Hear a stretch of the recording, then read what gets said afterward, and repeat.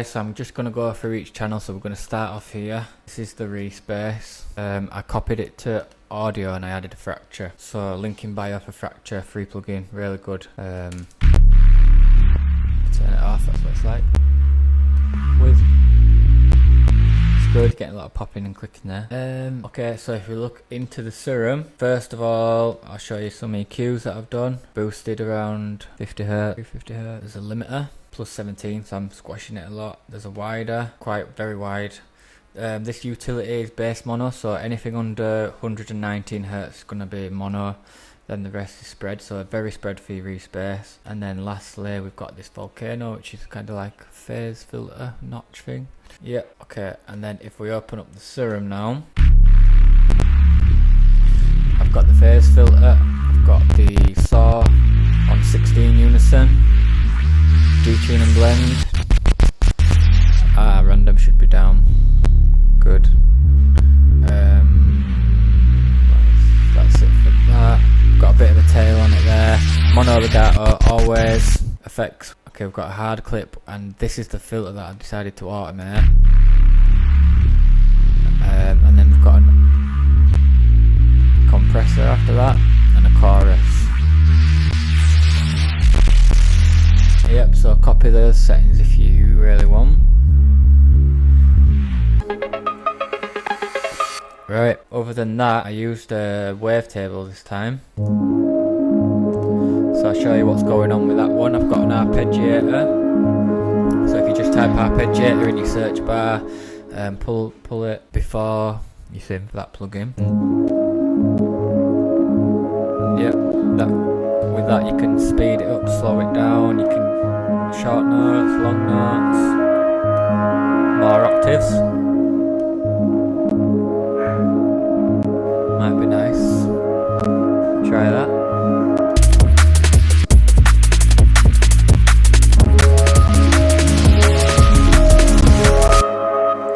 Cool, so yeah, that's some. Okay, basically it's a basic shape here. I've got a bit of attack, bit of release. Go into the matrix, and then what I did was I just pressed this, and then I put an envelope. That changes that like that. Quite cool. I've just been messing with wavetable, not messed with it that much before, but it's actually really good. And I've got an OTT.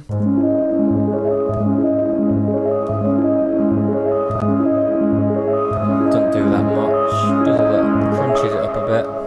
Quite better without it actually. Then we've got this Valhalla. It's not doing that much again. And then this Saturn here looks like it's got an automation on it. Band 2 level. That's that. Just a bit of a ramp on that, and I did that by pressing that, going in here, Saturn, band level 1, but it was band level 2, couple of ramp, and yeah, and then I bounced that to audio, so it sounds more like this. Okay, and then what I did was, for this one I duplicated it. Okay, so that's an octave up, because I've gone in here and I've pressed 12.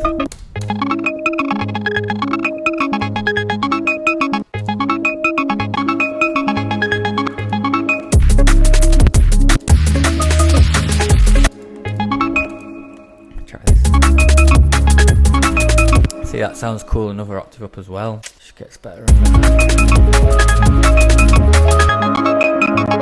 Okay, but back to this one, just put that back to 0. And what I did was put it on beats, and I did the transient thing that I normally do my drums, and that's even tighter now. Try it on this one. So beats, and then this just one arrow.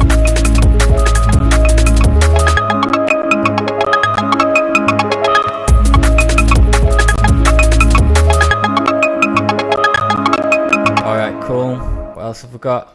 This riser. It's just a cymbal. Reverse cymbal, but I pressed this button a couple of times to make it see it a bit shorter like that. This button here makes it longer. Okay, let's do the notes. Basically, these are the notes I've used, and it is a C sharp minor 9, maybe, because it's got that note with it. So it's this. That's like a minor chord, C sharp minor. But that bit of extra pain and sadness there with that note.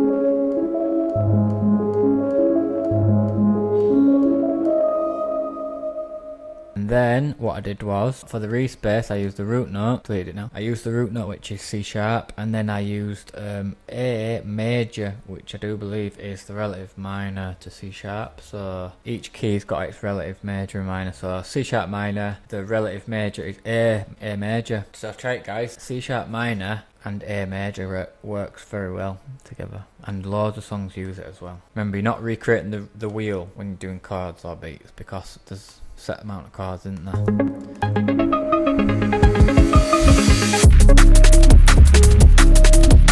Cool, so we'll look at the drums. I've grouped my kick and snare. My kick here has got quite a lot of processing on it. Drum bus, OTT. This M bit just rounds off the top. This, and it makes it 8-bit. So it's an 8-bit kick that now. The drive, I've just driven it and I've put the high pass up. See, it was quite subby before. Mono, of course, another M bit, same, I think that's 12-bit, and this just boosted the bass a bit, dip it around there. Okay, so that's quite solid kick. Everything's gated to my kick and snare really, because you can hear them. You can hear my kick most of the time. Alright, this is a clap drive that I always use, and this rim, and I think I did the transients on this. Yep, if you look there, beats, arrow, it's down to 39. And then I've processed this group with a drum bus. I've put the transients up, bit of drive, and this EQ. We've got this shaker type thing out of my free sample pack, link in description. And then we've got this shaker, which I think I've processed a lot. No, just two EQs. Boosted it there. And boosted it there, so I'm trying to get the body of the sound quite loud for the breaks there. Sounds quite good for drum and bass. And that's it, guys, there you have it. No hi-hats on that one, but yeah. Cool.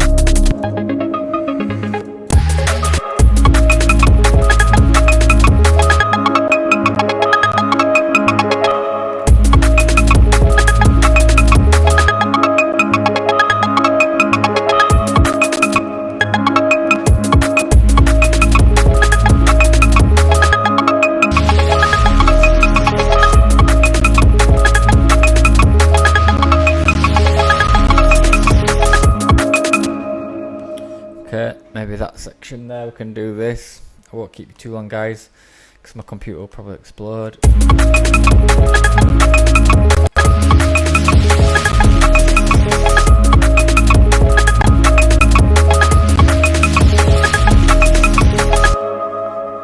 Okay guys, that's cool.